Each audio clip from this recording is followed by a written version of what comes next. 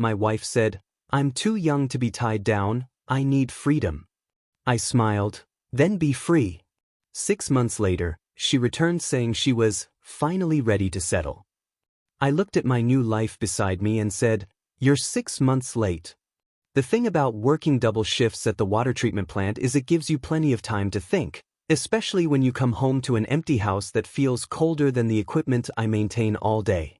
I walked through our front door that Tuesday evening, steel-toed boots echoing against the hardwood floors Sophia and I had installed together 3 years ago when we thought we were building something permanent. She was sitting at our kitchen table, the same spot where we'd eaten breakfast that morning, but something had shifted in the 8 hours I'd been gone. Her posture was different, straighter, more determined, like she'd been practicing whatever she was about to say. "We need to talk," she said, and I knew immediately this wasn't going to be about whose turn it was to take out the garbage or what to watch on Netflix. I grabbed a beer from the fridge and sat across from her, noting how she'd positioned herself like this was a business meeting rather than a conversation between people who'd promised to love each other forever. "I've been doing a lot of thinking," she continued, her hands clasped in front of her like she was delivering a presentation. "About us, about what I want from life, about who I am as a person." At 25, Sophia had this way of making every personal revelation sound like she'd discovered something revolutionary that no one in human history had ever considered before. "I got married too young, Jake.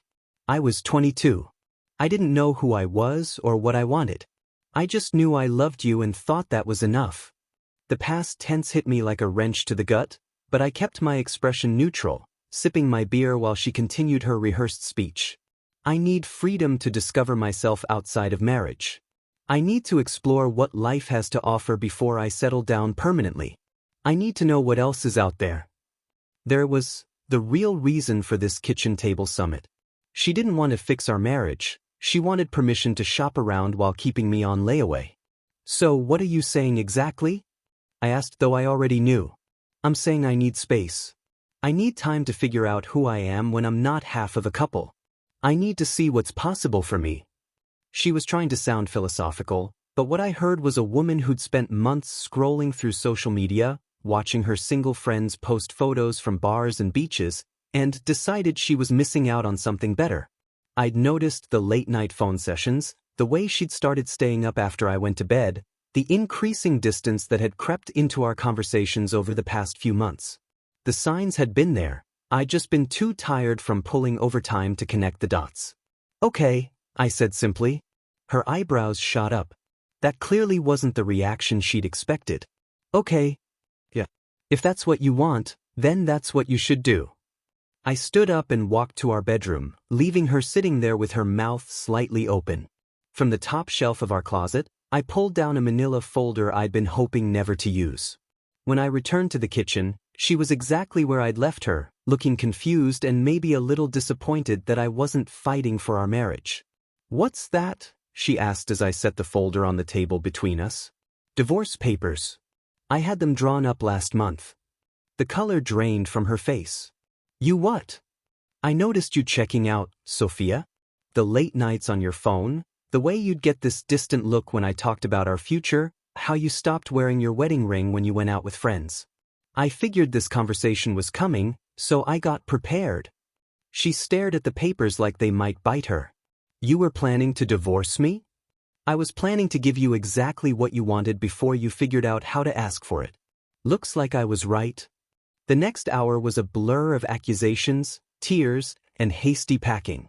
She called me cold, calculating, and emotionally unavailable. I reminded her that she was the one who wanted freedom, and freedom meant freedom from me too. By 9 o'clock that evening, her car was loaded with clothes, toiletries, and the expensive coffee maker she'd insisted we needed but I'd never learned how to use. "This isn't how I wanted this to happen," she said, standing in our doorway with 2 suitcases and a look of genuine confusion. "How did you want it to happen?" I asked. "I don't know. I just thought. You thought I'd beg you to stay while you went off to explore your options. You thought I'd wait around like a backup plan while you figured out if you could do better." She didn't deny it, which told me everything I needed to know. "I'll call you," she said. "No, you won't. And I won't call you either. That's what divorce means." I closed the door and stood in the sudden silence of my house, waiting for the crushing wave of sadness I was sure would hit me. Instead, I felt something I hadn't experienced in months: relief. For the first time in years, I could breathe without worrying about saying the wrong thing or planning the wrong future. I opened another beer, ordered a pizza, and fell asleep on the couch watching a movie Sophia would have hated. The next morning, I woke up to 17 missed calls and 43 text messages, but I didn't read a single one. Freedom, as it turned out, worked both ways. I filed for divorce that Friday, exactly 1 week after Sophia packed her bags and moved to her sister's downtown apartment. The lawyer's office smelled like leather and disappointment, but I felt oddly optimistic sitting across from a woman who specialized in dissolving marriages that other people thought would last forever. "This is remarkably straightforward," she said, flipping through the papers I'd prepared months ago. "No kids, no shared debts, clean financial separation. You'll be officially single in 6 months." 6 months felt like a lifetime and no time at all. That weekend, I did something I hadn't done in 3 years. I called Marcus. Marcus Rodriguez had been my best friend since high school, back when we'd spend every Saturday morning fishing at Miller's Pond and every Friday night losing our paychecks to his older brother's poker games. Marriage had gradually pulled me away from those friendships, not because Sophia explicitly forbade them, but because maintaining a relationship that required constant emotional management left little energy for anything else. "Holy shit, Jake," Marcus said when I explained the situation. "I mean, I'm sorry, but also, holy shit. You've been miserable for months, man. We all saw it." That stung a little, knowing that my friends had watched me disappear into a marriage that was slowly suffocating me. "Why didn't you say anything? Would you have listened? You were completely wrapped up in keeping her happy. Every time we made plans, you'd cancel because she needed something or wanted to do something else. We figured you'd either figure it out or we'd lose you completely." Marcus was right, and that hurt worse than Sophia's abandonment. I'd become one of those guys who ditched his friends for a woman who wasn't even particularly interested in being with him. "Well, I'm back," I said. "And I'm free every weekend for the foreseeable future." The first fishing trip in 3 years felt like returning to a language I'd forgotten how to speak. Standing knee-deep in Miller's Pond at 6 in the morning, watching the sunrise paint the water gold while Marcus complained about his ex-wife's alimony demands, I remembered who I used to be before I became half of a couple that never quite worked. My phone buzzed constantly with texts from Sophia. I could see the previews without opening them. "Can we talk? I miss you. This is harder than I thought. Maybe we moved too fast." I left them all unread, watching the little notification badges pile up like digital evidence of her regret. Marcus noticed me ignoring my phone during our second poker night. "She's trying to come back already?" Testing the waters. Seeing if I'm sitting around waiting for her to finish exploring her options. "What are you going to do?" "Nothing. She wanted freedom. She's got it." But it wasn't just about punishing Sophia. For the first time in years, I was sleeping through the night without checking my phone for messages that might set the tone for the next day. I wasn't walking on eggshells, constantly calculating whether my words or actions might trigger another emotional crisis. The house felt peaceful instead of tense, like I'd been holding my breath for 3 years and finally remembered how to exhale. I started hitting the gym again, something I'd abandoned when Sophia decided my workout schedule was selfish and took time away from our relationship. Within a month, I'd gained back 15 pounds of muscle and lost the permanent knot of tension between my shoulder blades. The physical transformation was satisfying, but the mental clarity was revelatory. I'd forgotten what it felt like to make decisions based on what I wanted rather than what might keep the peace. Meanwhile, Sophia's social media told a different story. Her Instagram became a carefully curated portfolio of freedom: cocktails with friends, late-night adventures, selfies with different men whose faces were strategically cropped out of frame. She was living her best life, according to the captions, discovering who she really was outside the constraints of marriage. Her sister mentioned to Marcus's girlfriend that Sophia was having the time of her life downtown, hitting all the trendy bars and restaurants we'd never been able to afford when we were saving for a house and a future together. "She's going through guys like she's shopping for a car," Marcus reported after his girlfriend provided reconnaissance. Different one every week. Living it up like she's 21 again. Good for her. I genuinely meant it. She'd gotten exactly what she wanted. The freedom to explore, to discover herself, to see what else was out there. The fact that she was sending me increasingly desperate texts suggested her exploration wasn't yielding the results she'd expected, but that wasn't my problem anymore. By month 3, the texts had evolved from tentative reaching out to barely concealed panic. I think I made a mistake. Can we at least talk? I miss what we had. The grass isn't greener, Jake. I screenshot that last one and sent it to Marcus with a laughing emoji. The grass isn't greener because she'd been standing in a perfectly good yard, complaining about the view. Now she was discovering that freedom without purpose felt a lot like loneliness with better lighting. I blocked her number after she started calling at 2 in the morning, probably drunk and definitely regretting her choices. The divorce papers were signed, filed, and moving through the system like a machine designed to formalize what we both already knew. Some decisions can't be undone, and some freedoms cost more than they're worth. 8 months after Sophia walked out of our kitchen declaring her need for freedom, I was 40 feet up a cliff face in Red Rock Canyon, feeling more alive than I had in years. Rock climbing had started as something to fill the empty Saturday mornings that used to be devoted to household projects and relationship maintenance. What began as a desperate attempt to occupy my time had evolved into something approaching passion. The physical challenge required complete mental focus. There's no room for relationship anxiety when you're calculating your next handhold on vertical limestone. You're getting good at this, Elena called from below, her voice carrying easily up the rock face. I'd met Elena 3 months earlier at the climbing gym, where she was teaching a group of kids the basics of bouldering with the kind of patient enthusiasm that suggested she genuinely enjoyed sharing something she loved. She was a veterinary technician who spent her days caring for injured animals and her weekends seeking adventure in the mountains surrounding our city. Everything about her was the opposite of the drama and emotional complexity that had defined my marriage. "Don't look down," she added with a laugh. "I'm not going anywhere." That simple statement hit me harder than it should have. Elena wasn't going anywhere, not because she was trapped or obligated, but because she wanted to be exactly where she was. It was such a foreign concept after years with someone who treated every moment together like a sacrifice she was making until something better came along. When I reached the top and rappelled down, Elena was organizing gear with the methodical efficiency of someone who actually enjoyed the process rather than just the Instagram photo opportunities. "Nice work up there. You're really getting the hang of reading the rock." We drove back to town in comfortable silence, my truck windows down, mountain air replacing the stale anxiety that used to follow me everywhere. Elena didn't need constant reassurance about my feelings, didn't analyze every conversation for hidden meanings, didn't treat my hobbies as competition for her attention. She had her own life, her own interests, her own goals that had nothing to do with finding someone to complete her. "Want to grab dinner?" she asked as we unloaded gear in the climbing gym parking lot.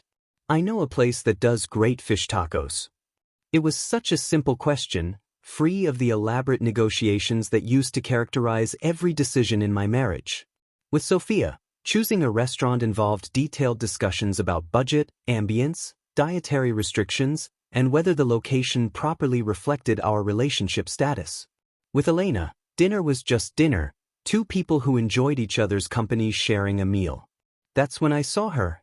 Sophia was sitting in her car across the street, engine running, watching us with the intensity of a private investigator gathering evidence. She'd been showing up places where she knew I might be, the grocery store where we used to shop together, the gas station near my work, even the climbing gym's parking lot. It was like she'd appointed herself the guardian of my emotional recovery, monitoring my progress and waiting for signs that I was ready to resume our relationship. "Friend of yours?" Elena asked, following my gaze to the silver sedan that had been parked there when we arrived 2 hours earlier. "Ex-wife.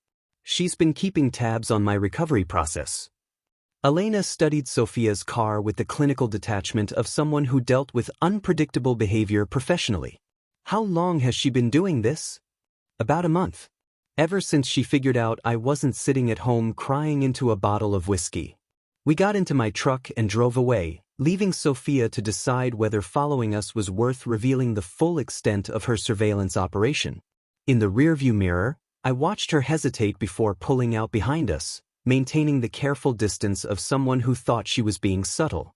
Elena didn't comment on our tale, but I noticed her taking note of every turn we made, probably calculating how many times this had happened before. At the restaurant, Sophia parked across the street again, close enough to see us through the window but far enough away to maintain plausible deniability about her intentions. She sat in her car for the entire meal, occasionally checking her phone but mostly just watching Elena and me share fish tacos and conversation about rock formations and veterinary emergencies. "She looks miserable," Elena observed, glancing out the window where Sophia was slumped over her steering wheel like someone serving a prison sentence. "She's discovering that freedom isn't as fulfilling when you don't have someone to take it from." That was the fundamental difference between Sophia's exploration and my recovery.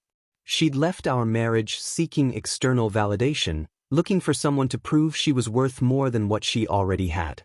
I'd stumbled into something better by accident, a relationship built on shared interests and mutual respect rather than constant negotiation and emotional management. Elena never asked me to prove my commitment by abandoning my friends or hobbies. She never treated my career as an inconvenience or my goals as competition for her attention. With Sophia, love had been a performance requiring constant additions. With Elena, it was just two people who genuinely enjoyed being together. When we left the restaurant, Sophia was gone, but her surveillance had achieved its purpose. She now knew that I wasn't suffering appropriately, wasn't struggling to fill the void she'd left behind. Instead, I was building something new with someone who wanted to be part of my life rather than the center of it. That night, Elena and I sat on my back deck sharing a beer and planning our next climbing trip. No drama, no analysis of our relationship status, no negotiations about the future. Just two people who'd found something worth building together, one conversation at a time. Sophia's surveillance escalated from pathetic to professionally embarrassing when she started showing up at the water treatment plant during my lunch breaks. The first time, I assumed it was coincidence. She was driving through the industrial district and happened to spot my truck in the employee parking lot. But when she appeared 3 days running, sitting in the visitor area of our main office like she was conducting some kind of stakeout, my supervisor Bill pulled me aside with the expression of a man who'd dealt with workplace drama before and didn't appreciate it contaminating his facility.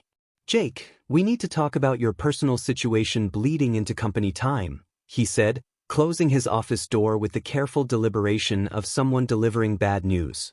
"That woman's been asking the front desk about your schedule, trying to find out when you take breaks, even questioning other employees about whether you're seeing someone new." The humiliation was immediate and complete. I'd worked at this plant for 6 years, built a reputation as reliable and drama-free, the kind of employee who showed up early and left his personal problems at home. Now Sophia's desperation was threatening the professional respect I'd spent years earning. "I'll handle it," I told Bill, but we both knew that handling an ex-wife who'd appointed herself surveillance coordinator wasn't exactly within my control. "See that you do. We can't have this disrupting operations or making other employees uncomfortable." That afternoon, I called the one number I hadn't blocked, Sophia's sister Amanda, who'd been fielding increasingly frantic calls about my supposed emotional recovery. "She's losing it, Jake," Amanda said without preamble. "She thought you'd be a wreck by now, that she'd swoop back in and rescue you from your misery. Instead, you're out there living your best life with some veterinarian who apparently looks like a movie star and climbs mountains for fun." "Veterinary technician," I corrected automatically. "Whatever. The point is, Sophia's having a complete breakdown. She's convinced Elena is just a rebound, that you're using her to make Sophia jealous, that if she can just prove Elena isn't serious about you, everything will go back to normal." The delusion was impressive in its scope. Sophia had constructed an entire fantasy where my relationship with Elena was elaborate revenge theater designed to win her back, rather than the simple reality that I'd moved on with someone who actually wanted to be with me. "She needs to stop showing up at my workplace. She needs therapy, but she won't go because that would require admitting she made a mistake." 3 days later, Elena and I were at the regional climbing competition in Boulder Canyon, an event I'd been training for months to attend. It was supposed to be a celebration of how far I'd come, both physically and emotionally, the kind of weekend that proved I'd built something meaningful out of the wreckage of my marriage. Elena was competing in the intermediate women's division while I tackled the advanced men's routes, and we'd made a weekend of it, camping under stars that seemed impossibly bright after years of suburban light pollution. That's when Sophia appeared. Not watching from a distance this time, but marching directly toward our camping setup with the determined stride of someone who'd finally decided subtlety was overrated. She looked terrible. Weight loss that suggested stress rather than health, clothes that hung wrong, the kind of frantic energy that comes from running on anxiety and poor decisions for too long. "We need to talk," she announced, loud enough that other campers turned to stare. "Right now." Elena was adjusting her climbing harness nearby, preparing for her first route of the day. She looked up at Sophia with the calm professionalism of someone who'd dealt with aggressive animals and understood that sudden movements could escalate volatile situations. "Now's not really a good time," I said, gesturing toward the competition setup around us. "We're kind of in the middle of something. This is exactly the right time. I'm tired of watching you parade this rebound relationship around like it means something.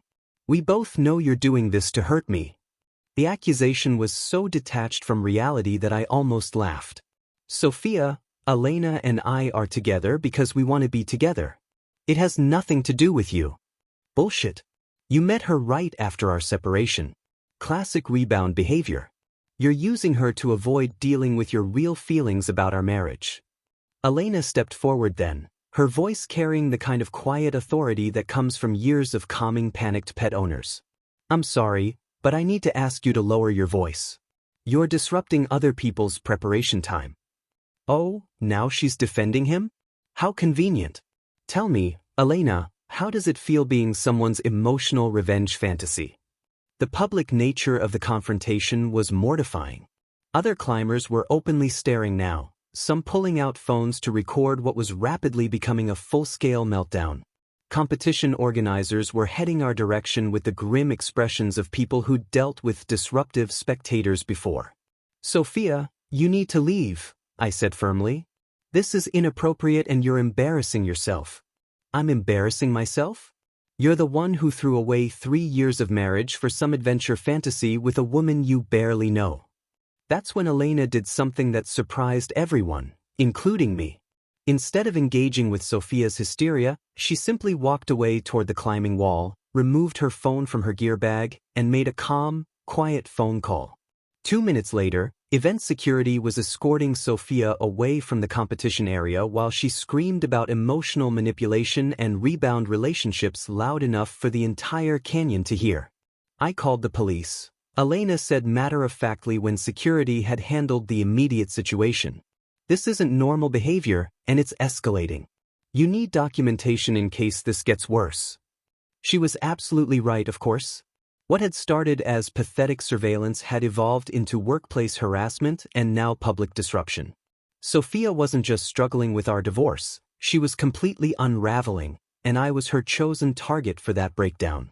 The restraining order was filed Monday morning, with witnesses from the climbing competition providing statements about Sophia's disruptive behavior and threats.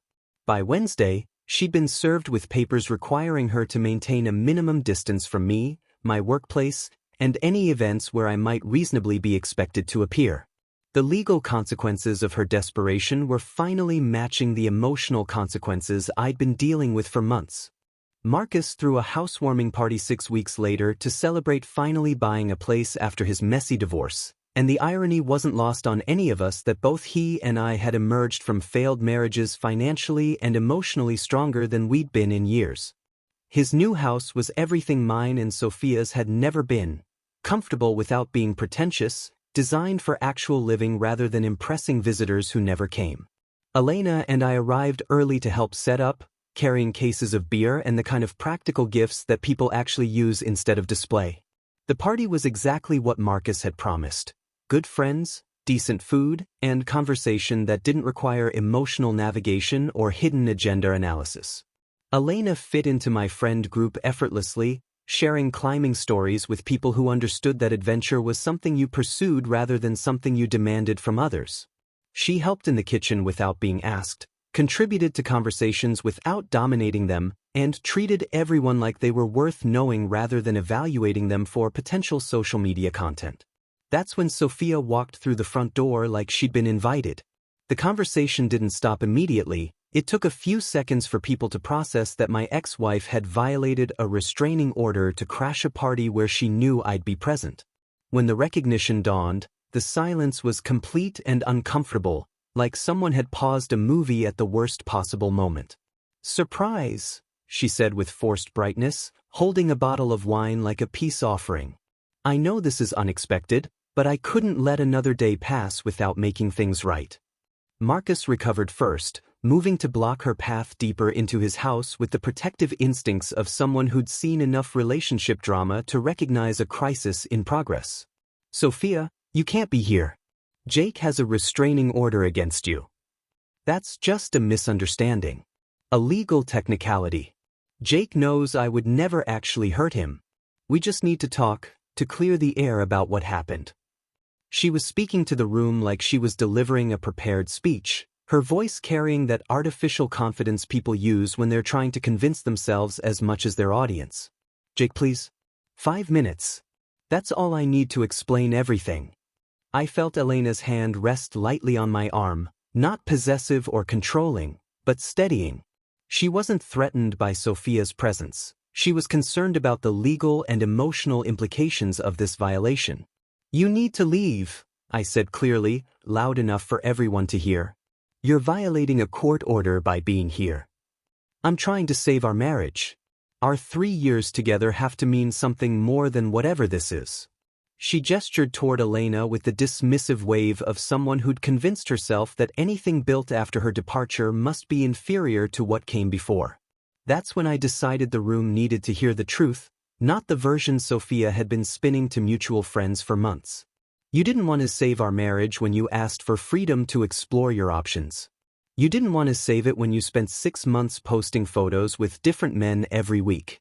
You want to save it now because your exploration didn't work out the way you planned." The assembled friends were watching this unfold with the uncomfortable fascination of people witnessing something that should be private but had been forced into public view. That's not fair. I was confused, scared about committing so young. I needed to know what else was out there before I could appreciate what we had. "And what did you find?" She opened her mouth, then closed it, probably realizing that admitting her months of freedom had been disappointing wouldn't strengthen her case for reconciliation. "I found out that what we had was special. That you were right about building something together instead of always looking for something better." Elena stepped forward then, not to confront Sophia but to address the larger situation with the calm professionalism she brought to every crisis. "I'm calling the police. This is a clear violation of the restraining order, and everyone here is witnessing it." "Wait," Sophia said, panic creeping into her voice as she realized her romantic gesture was about to become a criminal matter. "Jake, tell her this is between us. Tell her you don't want me arrested for trying to fight for our relationship." The desperation was complete now, her carefully planned intervention collapsing into the kind of public breakdown that would be analyzed and discussed for months. "You fought for our relationship by asking permission to see if you could do better. You fought for it by spending months proving you could live without me. This isn't fighting for anything. This is trying to avoid the consequences of your choices." Marcus was already on the phone with police, giving his address and explaining the restraining order violation in the measured tones of someone who understood that domestic disputes could escalate quickly. Other guests were quietly collecting their belongings, not wanting to be present when law enforcement arrived to sort out what was clearly a volatile situation. "This isn't how love works," Sophia said, tears streaming now as she realized her final attempt at reconciliation was ending in handcuffs and legal consequences. "You don't just give up on 3 years because someone needs time to figure themselves out." "You're right," I said. "Love doesn't work like that. But what you did wasn't figuring yourself out. It was shopping around while keeping me as backup in case your other options fell through." When the police arrived 10 minutes later, Sophia was still trying to explain to a room full of witnesses that this was all a romantic misunderstanding rather than a legal violation. The officers were professional but firm, explaining that restraining orders weren't suggestions and that violation was a criminal matter regardless of motivation. As they escorted her away, she looked back at me with an expression of complete bewilderment, like she genuinely couldn't understand how asking for freedom and then violating court orders to demand reconciliation had led to arrest rather than reunion. Elena squeezed my hand as the police car disappeared down Marcus's street, and I realized that this was probably the final chapter of a story that had been over for months, despite Sophia's refusal to accept the ending. 2 weeks after Sophia's arrest for violating the restraining order, her parents called asking to meet at my house. Tom and Linda Walker had always been decent people caught in the impossible position of loving a daughter who made increasingly poor decisions while expecting others to manage the consequences. I genuinely liked them during my marriage to Sophia, which made their request for a meeting both understandable and uncomfortable. They knew their daughter had destroyed something good, but parental loyalty required them to make one final attempt at damage control. "We appreciate you agreeing to see us," Linda said as I led them into the living room where Sophia and I used to watch movies and plan a future that never materialized. Tom carried himself like a man delivering bad news he'd rather avoid, while Linda had the determined expression of someone who'd rehearsed this conversation multiple times. "We brought Sophia," Tom said, gesturing toward their car where she sat in the passenger seat like a teenager being driven to apologize for breaking something valuable. "We know that might seem inappropriate given the restraining order, but we hoped you might consider letting her explain herself." The fact that they'd brought her despite knowing about the legal restrictions suggested they either didn't understand the seriousness of the situation or were desperate enough to risk making it worse. "She can't come inside," I said firmly. "The restraining order isn't a suggestion, and I'm not risking another legal incident because she wants to have a conversation." Linda's face fell slightly, but she nodded with the resignation of someone who'd been dealing with Sophia's poor judgment for months. "She's been in therapy since the arrest. Real therapy this time, not just saying she'll go.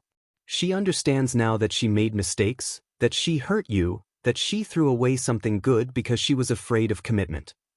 I watched through the window as Sophia sat in their car, probably composing her next attempt at manipulation or calculating how to turn this family intervention into another opportunity to avoid responsibility for her choices. "What does she want?" I asked, though I suspected I already knew. "She wants you to know that she's changed," Tom said. "That she understands now what she lost when she asked for freedom. That if you'd consider giving her another chance, she'd spend the rest of her life proving she deserves it." The script was familiar by now: acknowledge the mistake without fully accepting responsibility, promise to change without demonstrating actual growth, and request forgiveness without offering genuine amends. It was the same pattern she'd followed through months of escalating desperation, just delivered through parental proxies who hoped their presence would lend credibility to her claims. "I'm engaged," I said simply. The silence that followed was immediate and complete. Linda's hand went to her chest in a gesture of genuine shock, while Tom's expression shifted from hopeful to defeated in the span of 3 seconds. Through the window, I could see Sophia checking her phone, oblivious to the fact that her parents were receiving news that would end any possibility of reconciliation. "Engaged?" Linda whispered. "To Elena?" "To Elena. I proposed last weekend during a climbing trip. We're planning a small ceremony in the spring." The timeline was significant, and we all knew it. Sophia had been arrested 2 weeks ago, been in therapy for the same period, and was now ready to commit to change. Meanwhile, I'd been building something real with someone who'd never asked me to prove my worth by abandoning everything that mattered to me. "She's a lovely girl," Linda said carefully. "We met her briefly at the grocery store a few months ago. She seemed very grounded." It was a diplomatic way of acknowledging that Elena was everything Sophia had never been: stable, self-sufficient, genuinely interested in building rather than taking. "She is. She makes me better instead of making me question whether I'm good enough." Tom cleared his throat with the uncomfortable recognition that this conversation had reached its natural conclusion. "We should probably tell Sophia. She's been holding on to hope that therapy would fix everything, that you'd see how much she's changed and want to try again. Therapy might fix Sophia, but it can't fix what she broke between us." Respect, once lost, isn't something you can recover just by acknowledging you shouldn't have thrown it away. Linda stood to leave, her movements heavy with the disappointment of a mother who'd watched her daughter destroy her own happiness through selfishness and poor judgment. She really did love you, Jake. In her own way. In her own way, she loved the security I provided and the future I represented. But she never loved me enough to choose me over the possibility of something better. Through the window, I watched Tom and Linda return to their car where Sophia waited for news that would never come. Even from this distance, I could see her face change as they delivered the information that her timeline for reconciliation had collided with my timeline for moving forward. The conversation in their car was brief but animated, Sophia's gestures becoming increasingly frantic as she processed that her therapy breakthrough had come too late to matter. "What happens now?" I asked as her parents prepared to drive away with a daughter who'd finally learned the cost of treating love like a backup plan. "Now she learns to live with her choices," Tom said with the weariness of someone who'd spent months watching his daughter dig a hole she couldn't climb out of. "And hopefully she learns from them before she hurts someone else the way she hurt you." After they left, I sat in the same living room where Sophia had announced her need for freedom a year ago, thinking about the strange way life had circled back to this moment.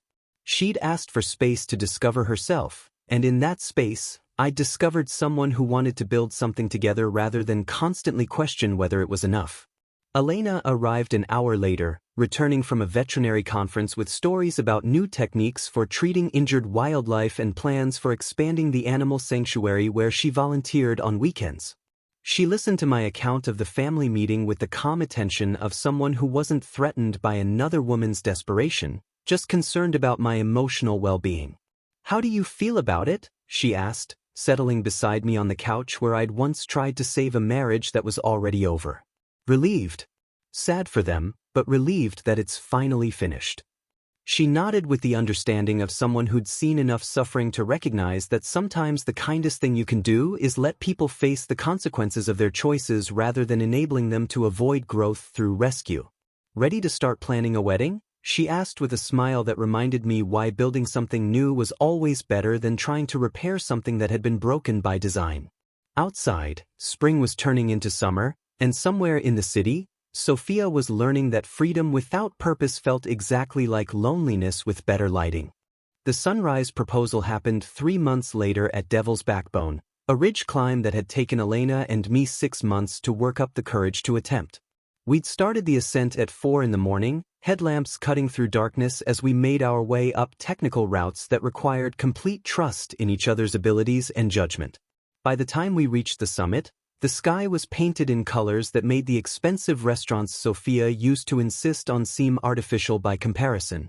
"This is perfect," Elena said, sitting on the rocky outcrop with her legs dangling over a valley that stretched for miles in every direction. She wasn't talking about the view, though it was spectacular. She was talking about the moment. Two people who'd climbed something challenging together and were now sharing the reward of perspective that only came from earning your way to the top. "I've been thinking about that," I said, pulling the ring box from my climbing pack. "About making this permanent." Her reaction was everything Sophia's would never have been. Genuine surprise followed by immediate joy, no calculation about the size of the diamond or the appropriateness of the setting. Elena cried because she was happy, not because she was disappointed that the proposal wasn't elaborate enough to provide good social media content. "Yes," she said before I'd even finished asking the question. "Absolutely yes." The engagement ring was simple, practical, designed for someone who worked with her hands and didn't need jewelry to prove her worth. Elena loved it for exactly those reasons. It was chosen specifically for her rather than selected to impress other people.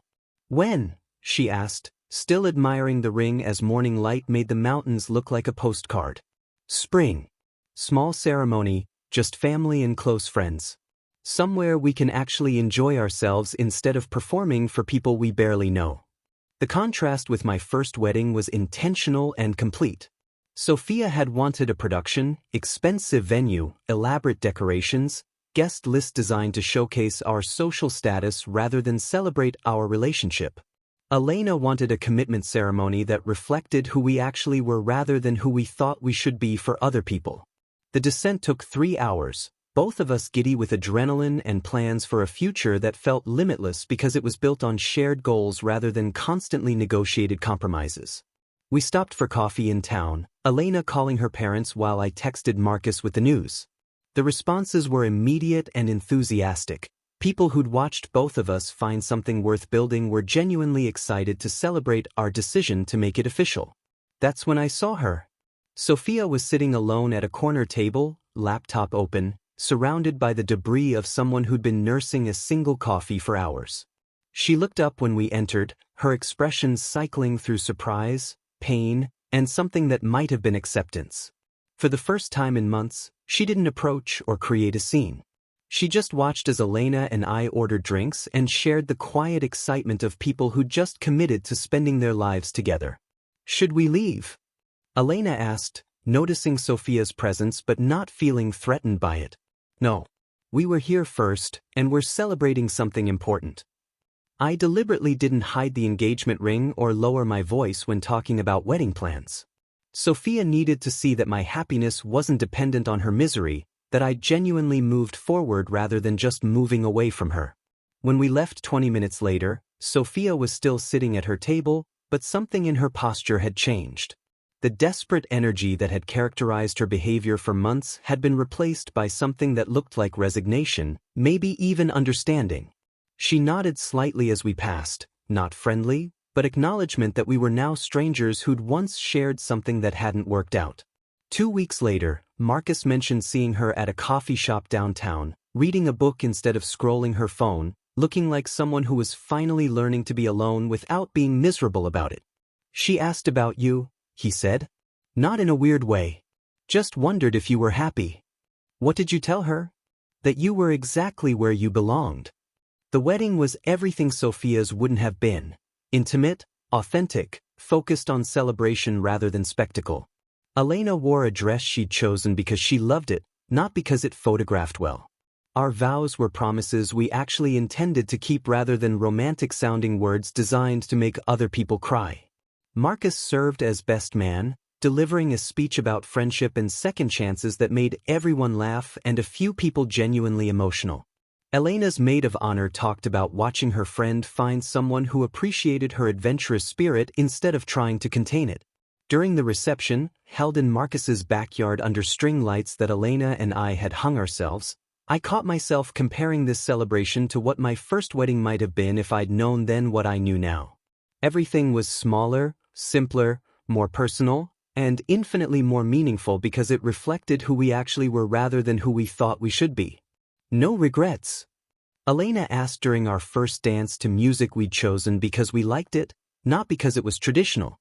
"About what?" "Taking the long way to get here.